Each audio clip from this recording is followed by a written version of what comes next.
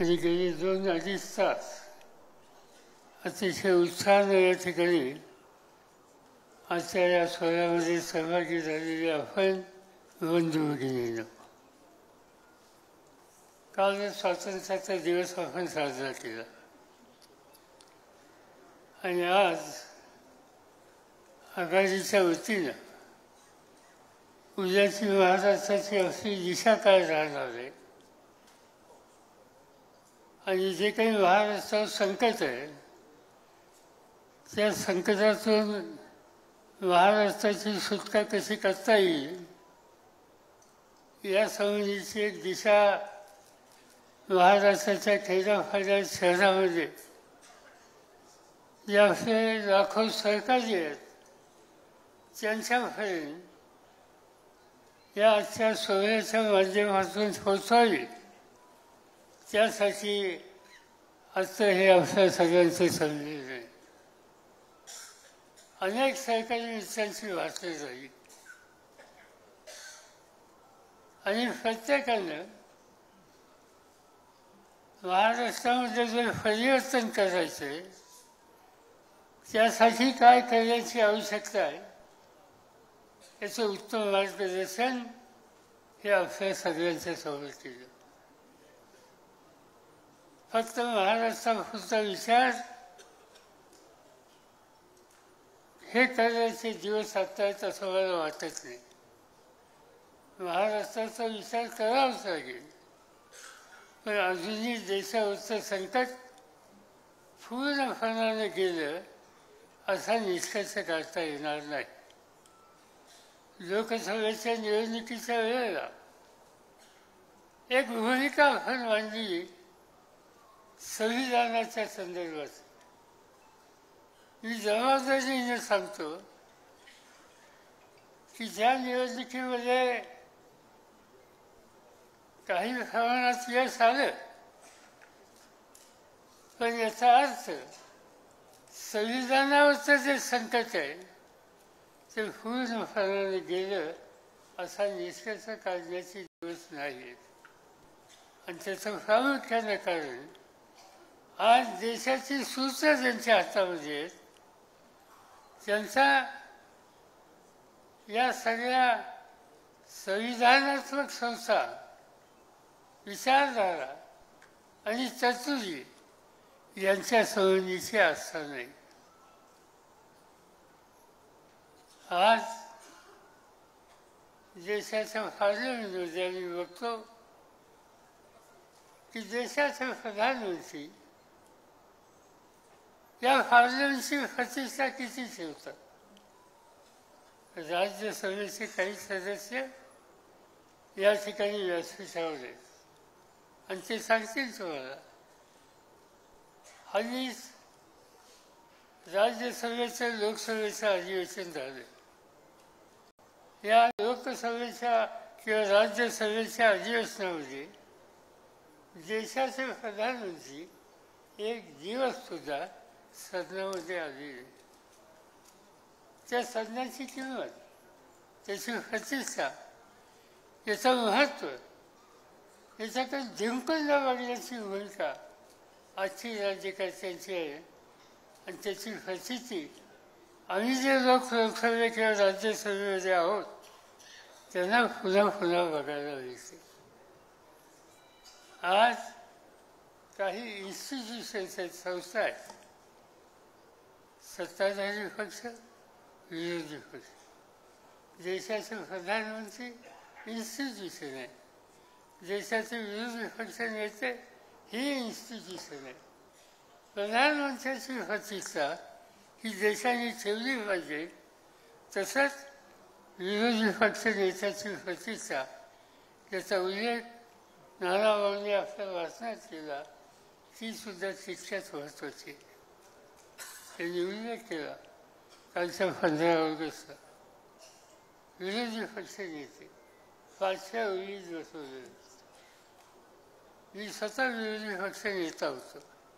अटल बिहारी यांचं सरकार होतं आणि मला आठवत आहे की या सोहळ्यामध्ये माझी बैठकीची सुविधा कॅबिनेट मिनिस्टरांच्या बरोबरची होती मला आठवतंय मनमोहन सिंग प्रधानमंत्री होते, सुषमा स्वराज विरोधी पक्ष नेते होते आणि याच 15 ऑगस्टच्या कार्यक्रमामध्ये कॅबिनेट मंत्र्यांच्या लाईनमध्ये सुषमाजी सुद्धा बसलेल्या होत्या.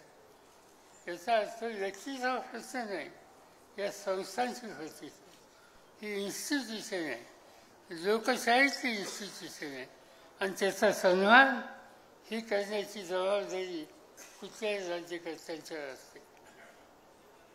आणि त्यामुळं त्यांच्याकडून खरगे किंवा राहुल गांधी यांची प्रतिष्ठा राखली जाईल अशी अपेक्षा जर ठेवली तर ती त्यांच्याकडून गेली नाही. आणि त्याचं महत्त्वाचं कारण या लोकशाहीच्या संस्थांच्यावर पद्धतीच्यावर यत्किंचितही विश्वास नसलेले राज्यकर्ते आज देशाच्या सत्तास्थानी बसले आणि त्यामुळं आपण अतिशय जागरूक राहण्याची गरज आहे. महाराष्ट्र सरकारच्या संबंधीची निवडणूक आज आता 2 महिन्यात आपण जाणार आहोत. मगाशी कोणतं सांगितलं 3 महिने खरं नाही, आपल्याला त्याहीपेक्षा कमी दिवस आहेत. आणि या कमी दिवसामध्ये या तिन्ही पक्षांनी आणि आपल्या मित्र पक्षांनी एका विचारानं सामान्य लोकांच्या जाऊन त्यांच्या जागृती निर्माण करून परिवर्तनाचा विचार हा त्यांच्या मनामध्ये रुजला पाहिजे. महाराष्ट्राचं चित्र बदलायचं असेल तर इथलं सरकार बदलल्याशिवाय गत्यंतर नाही. एक कलमी कार्यक्रम महाराष्ट्राचं सरकार बदलणं, चुकीच्या लोकांच्या हातातली सत्ता काढणं, ती सत्ता चुकीच्या पद्धतीने किती वापरली जातात अनेक उदाहरणं सांगता येतील. मी बाळासाहेब थोरात असतील, जयंतराव पाटील असतील किंवा शिवसेनेचे विधानसभेचे नेते असतील, यांना धन्यवाद देऊ इच्छितो की त्यांनी एक गोष्ट फार चांगली केली. आजच्या सरकारने एक नवीन कायदा महाराष्ट्रात आणण्याचा निर्णय हा घेतलेला होता आणि तो कायद्याचं नाव जनसुरक्षा कायदा. तो कायदा विधिमंडळामध्ये इंट्रोड्यूस केला. आमच्या सगळ्या या नेत्यांनी, मुख्यमंत्री आणि सभाध्यक्ष यांच्याकडे आग्रह केला की हा कायदा आता थांबवून द्यावा. आपल्या लोकांच्या जागृतीमुळे तो कायदा आता थांबला आहे. काय कायदा? कायदा असा आहे की त्या कायद्याने तुम्ही एकट्याने रस्त्यावर कुठेही निदर्शनं करायचं ठरवलं तर तुम्हाला अटक करून 5 ते 7 वर्ष तुरुंगात ठेवण्याचा अधिकार आहे. साधं निदर्शन केले असेल, 1 माणूस असो, 10 माणूस असो, 25 लोक असो, त्यांनी निदर्शनं केली तरी हा निकाल, त्याची तरतूद आजच्या या कायद्यामध्ये केली. आणि अशा अनेक तरतुदी आहेत की त्या तरतुदीमध्ये मूलभूत अधिकार हा उद्ध्वस्त करण्याची भूमिका आजच्या राज्यकर्त्यांनी केलेली होती. विरोधी पक्ष जागरूक होता आणि सभापतींनी, अध्यक्षांनी त्यांचं म्हणणं ऐकलं आणि तात्पुरता हा कायदा सध्या थांबवलेला आहे. अशा अनेक गोष्टी आहेत की ज्या गोष्टीसाठी सत्तेचा गैरवापर हे सूत्र आजच्या भाजपच्या राज्यकर्त्यांचं आहे. आणि यापासून महाराष्ट्राची सुटका करून घेणं हेच एक महत्त्वाचं काम, एक आव्हान आपल्या सगळ्यांच्या समोर आहे. आणि त्यामुळं मी एवढं सांगू इच्छितो, निवडणुकीला सामोरं जायचं आहे, एकजुटीने यश मिळवायचं, सरकार बदलायचं आहे.